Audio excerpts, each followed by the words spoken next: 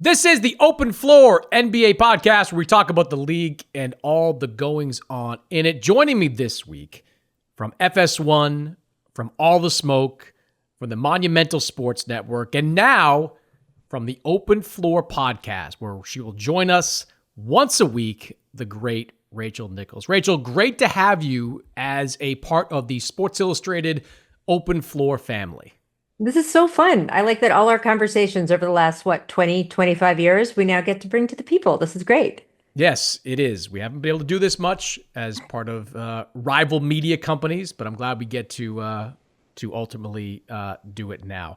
Before we get into these topics, I can't help but notice that on your social media, you are very engaged on the in-season tournament, the NBA Cup. You're throwing out like who's into the scenarios, who likes this team, who likes that team. Are you a cup head? Is that what we can go with for this? I'm really just trying to take people's temperature on whether this is even penetrating. The Mavs.com headline right now is if the Mavericks win tonight, they're in, we think. So like it really is just kind of been hard for people to follow some of the scenarios. It seems like who they're even playing, who's in their group has been complicated for people. And while the ratings are up for a normal game for NBA Cup games, you have to wonder, is that a little bit because they pick the best matchups for those NBA Cup games? And I don't know if that really leads to overall rises in viewership because overall the NBA is down this season. ESPN is 28% down this season in NBA ratings. That's a huge dip. And you just kind of have to wonder, like, Chris, what do you think the league's goal here is? Is it ratings? Is it trying to battle the NFL for consumer headspace? What do they want to get out of this? I think a little bit of everything, right? Like they want to create some interest in these games that are happening in October, November, December, where historically people just haven't given a damn. And Yeah. there's been a lot of efforts or attempted efforts to increase the interest in the early season. You know, you and I can vividly remember when people thought it was a good idea to play games into August and start the season significantly later. There's always chatter about reducing the number of games, which is great in theory until everybody realizes that a little bit, that when you reduce the number of games, the money comes out of your pocket. So I think that the NBA's goal is to increase the visibility, the viability of these games. And to a degree, they have done that, right? Like, these games are a little bit more interesting now that they're called NBA Cup games. The courts have certainly stirred conversation amongst basketball fans. Some are great, some are a little bit, blinding, to say the least. And also, of course, is Adam Silver wants to make money, and it's no longer just the NBA Cup; it's the Emirates NBA Cup, and that means sales for the NBA, more revenue flowing into its coffer. Look, it's never going to be something that's incredibly interesting, but I think by and large, like, just by generating a little bit more interest and generating a little bit more revenue, I think the NBA can declare victory with this. Yeah. I mean, again, if you have modest goals, I think they've modestly succeeded. I don't think this is going to turn the tide of what people watch in America in the fall, but, adds a little spice. There is the question of, do these games, especially once the teams go to Vegas, does it wear down teams? I mean, it's something that I live, you and I both live here in LA now, and just, there's a lot of chatter around the Lakers toward the end of the season of, were they worn down because of the NBA Cup? I mean, look, they look worn down right now, and the NBA Cup hasn't even happened yet, those Las Vegas games. So it's just kind of hard to tell. I like that they're thinking of new ideas, though. I mean, that's really the biggest thing, is that the NBA has been pretty great about willing to try things that might make the product better for the public. And we saw with the play-in, that just took right away and has been a great addition. So maybe this will be a little bit longer before it takes. They're doing the Euro soccer games. They actually do throughout several leagues and sort of the spectrum of teams. So I don't know if we have to get to that, but I don't know. We'll see. I think they're going to stick it with it for the next 4 or 5 years. They've sold TV rights to it, to your point. Yeah, I refuse to give the Lakers any excuses there by saying that their reason they stumbled in the second half of the season is because they had NBA Cup hangover. I mean, look, they had the banner up there, Chris. It was a big deal. And look, by the time the people hear this on Wednesday morning, the Celtics will know whether they're still in the mix to be a double chip team, right? Yeah. The championship in June and the cup, the chronological chip if they can get it. Pulling it off. I mean, Never that's been done before. historically been a really coveted It's record. huge. Huge. Huge. For No question years, about it. decades. All right. Let's talk about the last season's NBA Cup winner for a minute here, and specifically with LeBron James. Yeah. It has not been a good stretch of basketball for LeBron, especially offensively. He is 0 of his last 24 from three-point range. You look at some of the numbers, and while he's still putting up kind of all-star caliber numbers, he had a great game against Utah 2 nights ago. His field goal percentage has dipped below 50% for the first time in a very long time. His three-point percentage is off by, I think, 5 points from last season. So the numbers are tailing off a little bit for LeBron James. And look, ordinarily, if this was 5 years ago, 6 years ago, we probably wouldn't say too much about it. But we are creeping towards LeBron's 40th birthday. And while he's beaten back Father Time for a pretty long time, you have to wonder if we're now starting to see, more significant signs of erosion in his game. You're at a lot of Laker games. You watch them all the time. Like, what do you think when you see LeBron right now? Look, LeBron has a lot of different goals every year. This year, he said he wanted to play in all 82 games. If that's your goal, your other goal can't be being as strong as you can at the end of the season and in the playoffs, and in fact, extending your career. Those two goals just don't go together. And I understand if you're LeBron James, I mean, you've literally been able to do everything all the time for, 20 something years at this point. And frankly, he's been one of the most famous athletes and a guy who's kind of been able to do whatever he wants on the basketball court since he was 16 years old. So him thinking I can just continue to do whatever I want is totally natural. We see that with athletes all the time. The problem is he's trying to do something that's very rarely been done and compete in this league and win in this league past 40. And he's not giving his body the proper time to also accomplish the goal of I want to make the playoffs. I want to be good in the playoffs. Lakers last year, Darvin Ham tried to put a minutes restriction on him. He publicly chafed at that. He criticized the coaching staff publicly for that. Guess what? It was for a reason. And, for years we've seen LeBron kind of, taking it a little easier on defense. Is that how we should say it? But, I just kind of think we are seeing the natural progression of someone who plays as much and as hard as he does. What happens to you? And he's either got to look in the mirror and change his goals, or the Lakers have to change how they depend on him because he's still carrying so much of the weight for that team. It's crazy, Rachel, that he's played all 21 games this year. Like, I know he wants to play all 82. First of all, it's not going to happen under the best of circumstances. What the hell is LeBron doing playing the first end of a back-to-back against Utah? Now, it turns out they needed him in that game because they almost choked that one away. That would have been bad. But on paper, like, that's the game you give him the night off because you got to fly. They just had played was it Sunday? You fly to Utah. You fly then to Minnesota to play a back-to-back there. Like, what is he doing playing on the front end of a back-to-back against the Utah Jazz? That was a mistake, I thought, on the part of the Lakers on JJ Redick. You got to force him out. Like, he's playing 35 minutes a game. Like, the numbers aren't coming down. Like, you've got to save him from himself because, look, I think that the three-point shooting is going to come back around. Like, he talked about it after the Minnesota game. He's kind of out of rhythm right now. He'll find that rhythm again. He's too good a player. But if you keep rolling him out there for 35 minutes a game over 75 plus games of the season, even if you get into the playoffs, he's going to have zero left. Nothing. Like, it's going to be a waste of everybody's time because he's not going to have enough left in the tank to go up against these young athletic teams like Minnesota, like Oklahoma City, the top tier teams in the Western Conference. The Lakers have to save LeBron from himself. Now, as far as like the general, the state of LeBron, it kind of reminds me of to go to my other sport, like an aging great boxer, like George Foreman, right? Like where you're not what you used to be, but you can still dial it up from time to time, and you're still better than most everybody else. George Foreman, of course, won a world championship into his 40s. LeBron is still capable of those bursts of athleticism. We saw it in the Orlando game against Jonathan Isaac. We've seen it a couple other times during the season. But he's more or less like a below-the-rim player at this point. He's using his physicality. He's getting to the paint, sealing guys off. He's banging them around. Like, he's using that frame to get buckets. And he's become, three-point dependent. Now, his three-point numbers aren't up in terms of attempts from last year, but they're right around what they have been the last few years. And that's kind of the player that he's evolved into. So I don't think that he's changed that dramatically as a player. He's always going to be a defensive guy who's going to give you spurts, but consistently not going to be the guy we saw during those Miami years.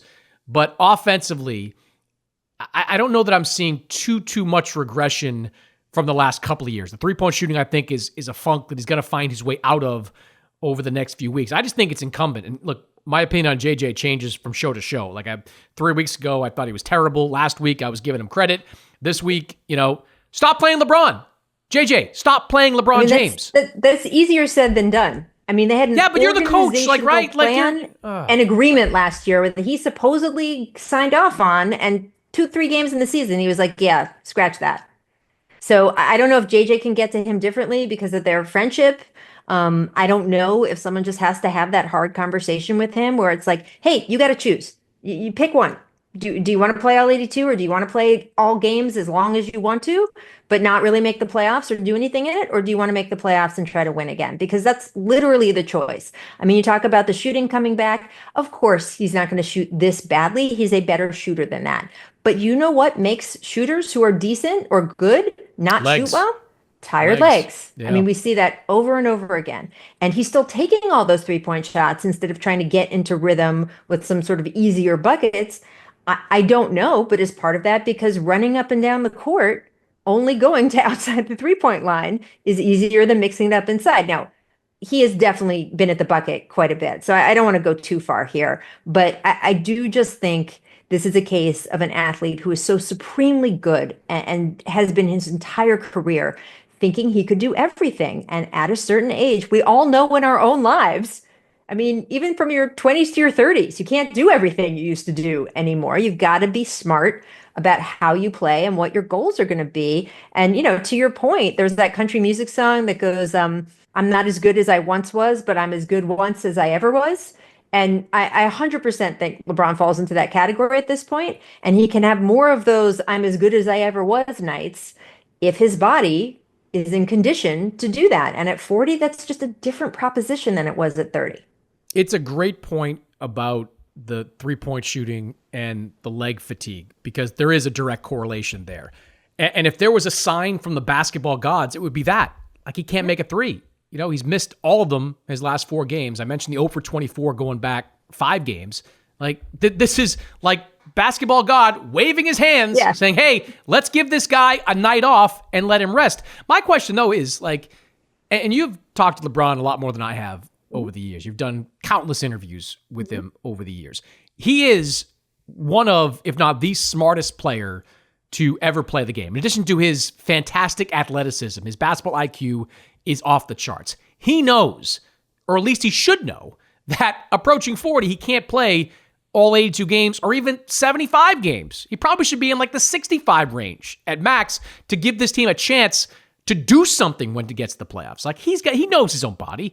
He's coming off the Olympic cycle, which we haven't even talked about. Like, he's got to know that to give himself a chance to compete for a championship this year, which is, a long shot to begin with, but to give himself a chance, he's got to be fresh. And there's no way to do that. There's no way to do that by playing this type of pace. Yeah. And look, there's a difference, though, between basketball IQ, which, as you point out, his is off the charts, and knowing when it's time to not say goodbye per se, but to start pulling back a little bit. And look, most athletes have a hard time with that. I remember talking to Derek Jeter after he retired, and he was just struggling with, what is my life now? What is my role? Did I give it up too soon? Even though he clearly didn't. So I just think that when you are as great as LeBron has been for as long as he has been, it is literally who you are. And you don't know who you are without being the guy who plays big minutes. You don't know who you are with who isn't the backbone of the team that has to be out there all the time. And that has got to be a mental shift. I mean, this was supposed to happen naturally. Anthony Davis was supposed to grow into the team's biggest star. So LeBron could be more of, 1A or whatever you want to call it when you're LeBron James, to, lead this team. It really hasn't happened. I thought that under JJ Redick, AD would take a little bit of a leap. I think as good as Anthony Davis is, and he's really good, I think he hasn't quite been maximized as well as he can his whole career. And JJ is such a technical coach. I thought he'd put him in positions to sort of take that lead, take that jump, lead the team this year. Hasn't quite happened yet. Anthony called his performance the other night disgusting, is what the word he used. So I don't know if LeBron playing fewer games would let AD kind of take that leadership role a little more. I mean, he's always going to be the second option when LeBron's out there. I don't know, but the Lakers clearly have a problem here. And the bottom line is, got to be a decision between LeBron and JJ or LeBron and whoever, where LeBron takes equal ownership of, I've got to play less. And right now, he hasn't been willing to do that. Look, they're fighting for a play-in spot right now. No, we're only at the quarter-way point of the season with him playing all these games. So I get it. You need all your stars available and playing as often as possible, but there's got to be a middle ground here. Like, again, the back-to-back against Utah, it was mind-blowing. Like, you're going to play in both games, that back-to-back, and you're going to begin against the Utah Jazz, a team that, quite frankly, has no interest in winning, right? No. Like, it was kind of funny at the end of that game with Will Hardy calling the timeout. It was like, that was like Danny Ainge's dream. We have an ultra-competitive game right down to the wire. Our fans are engaged, and we lose. Yeah. Yay! Got it done. But playing him that game, I thought was a mistake. They've got to figure this out, or else, there's going to be the artist formerly known as LeBron playing for the Lakers in late March and early April. All right, let's flip the script here and talk about the Cleveland Cavaliers, who have been a topic on the show a couple of times over the last several weeks. They beat Boston on Sunday. Yeah, I know, no Jaylen Brown, no Derek White, but a win's a win. Right. They beat the Celtics. They're at the top of the Eastern Conference standings. They have a ruthlessly efficient offense. As we record this, number one in scoring, number one in field goal percentage, number one in three-point percentage. They don't shoot a ton of threes, but they're number one in that category. I think they're fifth in the league in shooting threes. So that's are they fifth in attempts too? Yeah, okay. All right, yeah. I think fifth in makes, but yeah, I think attempts they were kind of middle of the pack last time I checked, but they're definitely they're making them. They're a very, very good three-point shooting team. They played two games against the Celtics. One in Boston, they lost a very competitive game where they rallied from like 17 points down in the second half to make it close at the very end. And they beat the Celtics in Cleveland. Kenny Atkinson obviously works. Donovan Mitchell continues to look like an alpha. Darius Garland, who a lot of people wonder would even be there at the start of the season, was going to get traded out of there. He has been fantastic for them this year, shooting like 45%, I think, from three-point range. Are you ready to buy into the Cavaliers as a true threat to the Celtics in the Eastern Conference? I'm certainly ready to buy into them as one of the elite teams in the league, which is fun to be able to say again about a market that, really struggled there for a while at different points over the last 20 years. But I just worry a little bit about this team in terms of Donovan Mitchell being such the key piece. I mean, the way he was at the end of that last game. I mean, the man was absolutely on fire. And I certainly think he's capable of being that test we always use. Is he capable of being the best player on a championship team? 100%, I think he is. But if he is not nuclear hot, can they consistently, over a 7-game series, beat a team that has Jaylen Brown and Jason Tatum and all of the other weapons they have? I don't know if some of the other guys on the Cavs team would be able to punch in a win in a super competitive environment like that in the playoffs if Donovan has an off night. And there's just more bodies on the Celtics who can have an off night because there's the other guys to pick them up. And that's really the secret and strength of this Boston team right now. I mean, you can't even say who the best player on the team is. I mean, that's just gone back and forth now for years, frankly, but certainly over in the last year. So that is my like little blinking light concern. But I certainly think that they can beat them. We've seen it. And that, that if they can stay healthy, they're going to be a threat in an Eastern Conference that frankly is so bad that, I don't think they're going to get worn out on the way to a conference finals if they end up being there.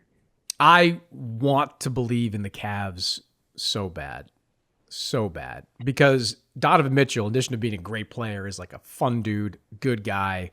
Yeah. I just want to believe that he can drag this team through tough playoff games. But I agree with your points there. Like, if Donovan Mitchell gets bottled up by a great defensive team like Boston, are the numbers we're seeing from Garland going to hold up in the playoffs? Is Evan Mobley going to make shots from the perimeter in the playoffs? Right now, part of the Cavs' success is the fact that they're like 10 or 11 guys deep. Like they're playing a lot of rotation pieces there. They've got 6 or 7 guys averaging double digits in scoring. That's great in the regular season. It doesn't matter all that much though in the playoffs. These rotations tend to tighten. You're only playing 8, maybe 9 guys on a weird day. So those are the things that concern me. I think they're ready to make a jump, right? Like it was life or death with Orlando in that first round last year. I think whoever they get in the first round of the playoffs, they'll handle them relatively comfortably. Maybe they avoid Boston in the first round. Maybe they finish in those top 2 seeds. They don't have to play the Celtics to the conference finals, but I don't even know if they're a piece away, Rachel. Like I need another year of Evan Mobley. I need more offensive development from Evan Mobley. I need maybe a little bit more from a Darius Garland. Like I don't know. I don't know that I think the Cavs need to do anything to this roster to take them to the next level. Just like needs a little more season. Needs to be cooked a little bit longer before I can position them as a true threat to this Celtics team. Yeah, I mean, look, winning a title is a very high bar, right? I mean, we talk about this as if you just have the right pieces, it's easy to do.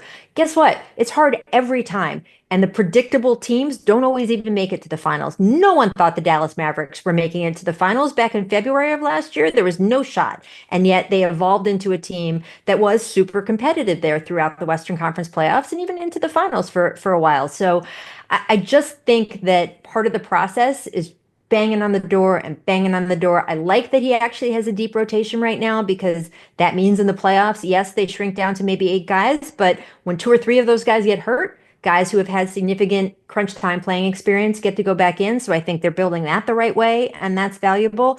But also, I mean, just to get back to my earlier point and your point about Mobley, the last time the Cleveland Cavaliers won an NBA title, it wasn't just because of LeBron. Kyrie Irving had some life-saving games for them. 40 points pulling in. Obviously, he's the one who hit the shot, right? That ultimately won them the title. So even on a team with LeBron in his absolute prime, you needed another guy of that level to be able to step up with him. And Boston obviously has that right now. That's what Philadelphia was trying to do with some of the trades they made. That's obviously what Milwaukee was trying to do by bringing Damian Lillard in.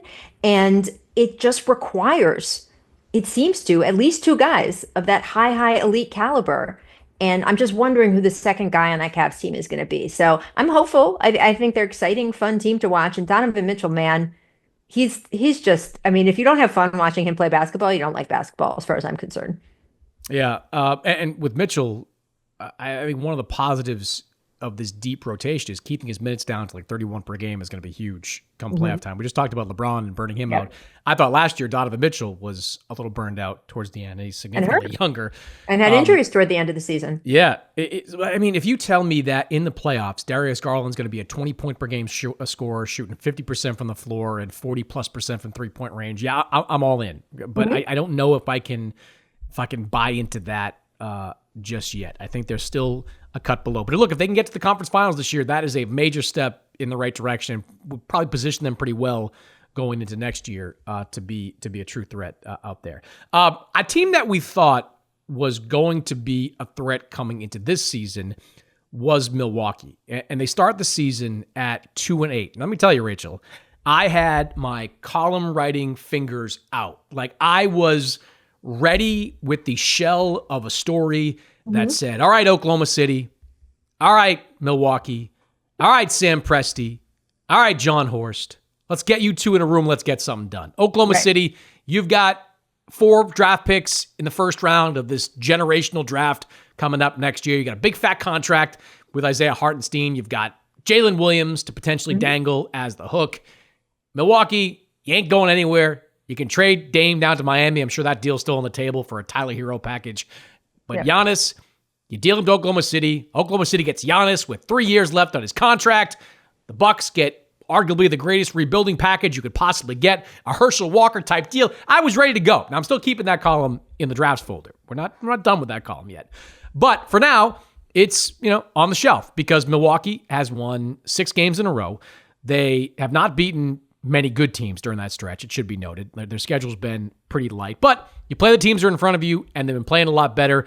First 10 games, they had a defense that ranked 22nd in the NBA in efficiency. Over the last, really since then, whatever number of games is, 10.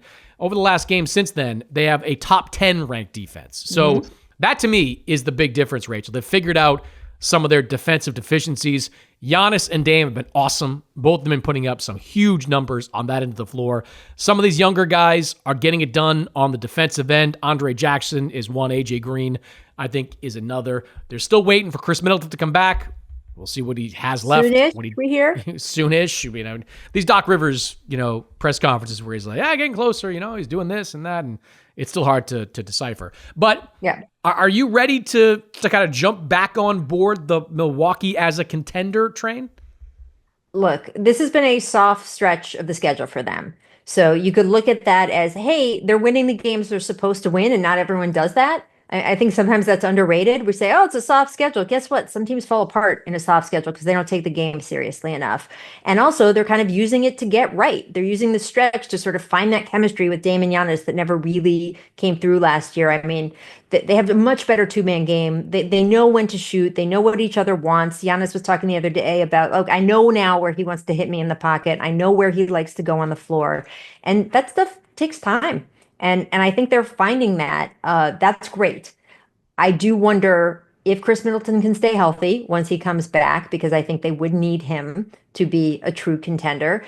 And I wonder what happens when the schedule gets a little bit tougher. I will say that I would never trade Giannis Antetokounmpo, no matter how many first-round draft picks you offered me. We don't have to do this now, but you could offer me 10. But here's the thing. Here's my key question with a guy like that. And just look at his numbers over the last month, if you want to have this conversation, is say you get those 4 draft picks from Oklahoma City. You then have to hope that sometime 5 years from now, one of those will hit and become a Giannis Antetokounmpo. And guess what? That is unlikely. It is unlikely that you will have an MVP player, defensive player of the year candidate some years, depends on the season, and who can just sort of maniacally will his team out of the ditch that they were in. I just think it is a very slim chance that you would get that with, an assortment of draft picks, and it certainly wouldn't happen anytime soon. So I'm going to be on the don't trade Giannis camp, but I'm not sure that I'm on the Bucks to the finals camp. Well, all right, hold on. I have to address the don't trade Giannis camp because no, come on. Look, you get angry letters of people in Milwaukee. 100%. Lots of tweets, lots of clapbacks. It's not like they'd be dealing Giannis having gotten nothing out of him. Like, they got a championship. Like, they won. And it's not like Giannis is 25 years old. He's 30, 31? Like, he's right in that range. So he's already approaching kind of that back end of his career. There could be many more years. He could play. I don't think he's going to play until like 40, but into his mid-30s, he could still be a pretty high-level guy. He hasn't developed the jump shot yet, so I think that's problematic for him being really good late into his career. But look, if Oklahoma City ever came to the table, and believe me, and these guys, like the negotiation between John Horst and Sam Presti would be like the Spider-Man meme. It's like they're just both pointing at each other saying, you give me this and you give me that. But theoretically, forget putting aside the draft picks, which in this draft are really going to be valuable, especially if you put that Clipper pick on the table. I'm not sure where the Clippers are going to go from here, but if you can swap rights with them, that's something. Putting aside those picks, if you get Jalen Williams out of it, like Jalen Williams to me is James Harden. Like, he's that guy. You've got Chet, you've got Shea playing the role of Durant and KD, and you got Jalen Williams out there, like Harden-esque. Like, and I think he's going to have a quicker, maybe not a quicker jump to stardom, but like he's just as quickly going to step into a bigger role and be awesome. Like, that guy is a great player. So if you can get a franchise player, an all-star, who may even be an all-NBA type of guy if you give him the freedom that he has outside of Oklahoma City, plus 3-4 first-round draft picks, plus a guy like Hartenstein is kind of salary filler whose contract isn't terrible. It's got 2 years left on that deal. I don't know. I'd have to strongly consider that, especially knowing that Giannis is not subtle about his desire to win, right? Like, he's pretty consistently said, like, if I can't win here, I'll have to go and win somewhere else. So if this team dips again, and look, again, this is why it's a topic for us down the line, because I think Oklahoma City is going to ride with this team the rest of the year. I think they're going to see what they got, and then I was they gonna get say, to I the don't think they're offseason. trading Jalen Williams, but No, continue. no. But look, it is about to get really expensive with that team. Like Alex Caruso is up for an extension in a couple of weeks. I think he's going to get it, right? Like there's no way. And they knew that when they got him, right? There's no way he made the deal, giving up Josh Giddey without knowing exactly what's going to cost to keep Alex Caruso. Tampering, I know. Yeah, look out. But you got to have both Chet and Jalen Williams extension eligible next summer. So you got a lot of money you're going to be doling out in Oklahoma City. So you already got Shea on a max contract. You had a few other guys making big dough. This is going to be the summer for Oklahoma City to either push their chips in or get out. And I'm talking about before the draft, because you want to make a deal before the draft so that other teams can have a chance to deal these picks. See, you got me back. Got the column back out. Just pulled it right back out of the draft folder right there for you. But I'm with you on Milwaukee. I need to see more. I think this game against Boston on Friday is going to be a good litmus test for where they are. Yeah. Like they'll be healthier. They'll have more time, obviously, with their defensive schemes. They were competitive against Boston for a while in the first game before they succumbed to the avalanche of threes that every team succumbs to with the Celtics. So I think we're going to find out a little bit more about the Bucks in that game. Last one for you, and you brought this topic up. The Knicks and Mikal Bridges in particular. The Knicks have been kind of a roller coaster ride all season. They're above 500, and their offense is really good. I think they're number 2 in the NBA in offense, but their defense has not been good. And remarkably, while we began this season talking about Mikal Bridges' weird Bill Cartwright-like shot, and that's still something that is, not a resolved issue there with his shooting. No. It's been inconsistent. But it's his defense, Rachel. Like, this was a guy that in Phoenix was a lockdown defensive player. And now it's just average at best. He has not been the guy that the Knicks thought they were getting in this trade with Brooklyn, where they gave up 5 first-round picks to go and get him. A big deal to go and get him. What's your read on the Knicks right now?